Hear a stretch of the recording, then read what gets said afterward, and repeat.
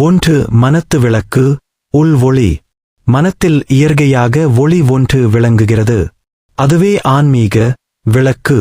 உண்மை அறிவின் ஆரம்பம் இதில்தான். 2 சினம் இருள். கோபம், சினம் என்பது உள்ளிருள். அது மன ஒளியை மறைக்கும். முதலில் அதை அகற்ற வேண்டும்.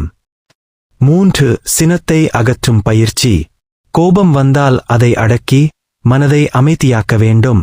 இதனால் உள்ள ஒளி தெளிவாக தெரியும். 4 திரியோக்கத் தூண்டுதல்.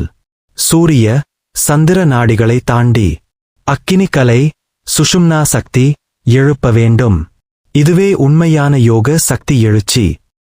5 மாயா விளக்கு வர்சஸ் சோதி. வெளி உலக அனுபவங்கள் மாயா விளக்கு. அது தற்காலிகம், உண்மை அல்ல. உள்ளே தோன்றும் சோதி நிலையான உண்மை. 6 இருளை கிழிக்கும் தியானம். மன இருளை முழுவதும் நீக்கி தியானித்தால் சுத்தமான ஒளி, சிவசோதி தோன்றும். 7 சிவ அனுபவம்.